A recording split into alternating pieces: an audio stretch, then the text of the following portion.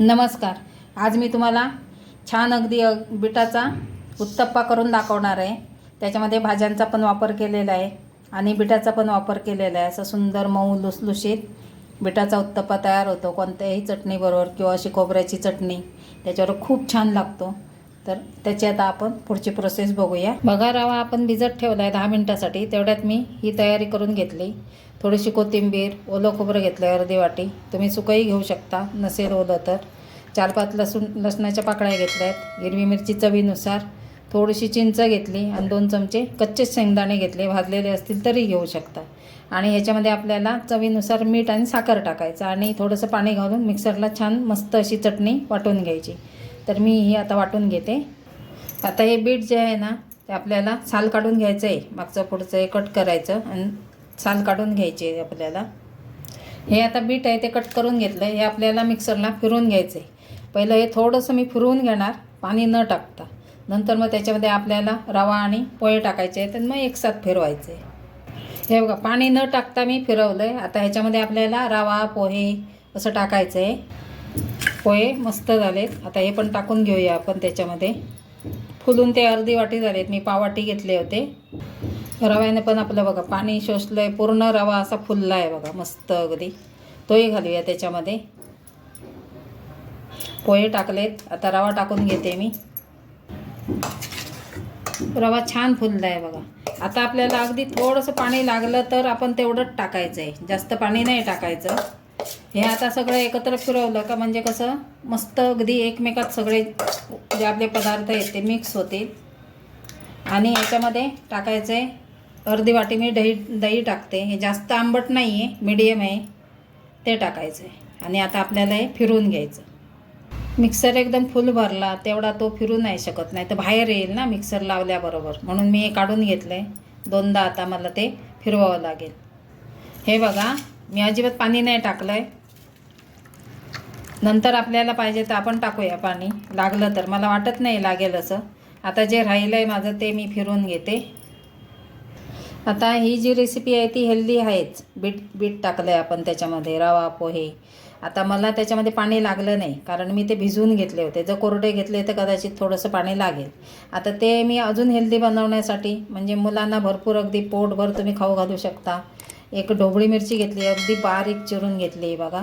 आणि कांदा पण तसाच अगदी बारीक चिरलेला आहे. ह्याच्यामध्ये तुम्ही थोडासा गाजर किंवा बीन्स असं पण टाकू शकता, त्याने हेल्दी होतो. तर आता हे ह्याच्यामध्ये मिक्स करून घेऊया.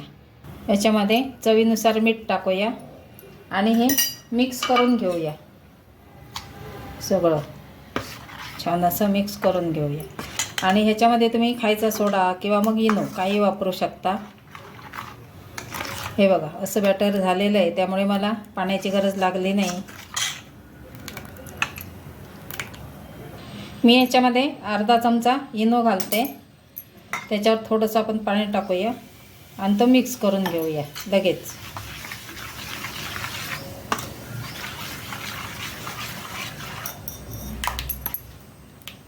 तवा मी तापत ठेवला आहे, त्याला मी असं तेल लावून घेते कांद्याने.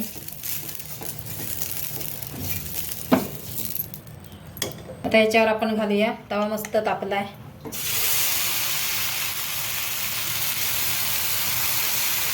थोडंसं पसरायचं, जास्त पसरायचं नाही त्याला.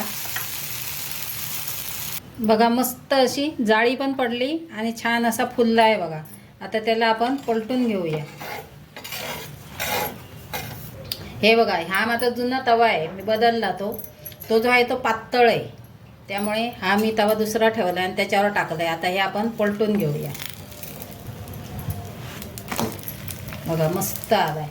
आणि त्याच्यावर ते पटकन असे जळतात पातळ तवा असल्यामुळे. त्यामुळे मी हा माझा जुना तवा घेतला आहे आणि मस्त अगदी छान तयार झाला आहे. आणि ह्याच्यामध्ये जे आपण कांदा आणि ढोबळी मिरची वापरली ना, ती चटणीबरोबर खाताना खूप छान लागते. मस्त असा क्रंचीनेस येतो आहे त्याच्यात. फक्त बिटाचा बनवण्यापेक्षा अशा भाज्या टाकून बनवल्या तर तो हेल्दी पण होतो, पौष्टिक पण होतो. असा आपला बिटाचा उत्तप्पा तयार झाला आहे. आवडला तर लाईक करा, शेअर करा, सबस्क्राईब करा. आणि चॅनलवर नवीन असतील त्यांनी सबस्क्राईब करा. मस्त असा झाला आहे बघा तयार.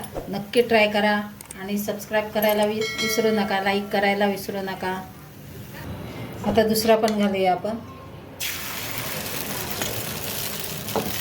थोडंसं असं पसरून घ्यायचं, जास्त नाही पसरायचं. आणि मीडियम गॅसवरच ठेवायचं त्याला.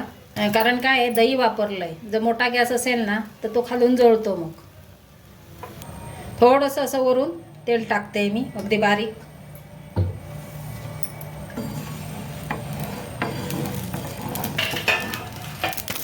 बघा, मस्त असा बीटचा उत्तप्पा तयार होतो. भाज्या वेज्या भरपूर घालून आपण करून पोटभरीचा खाऊ शकतो, मुलांना देऊ शकतो.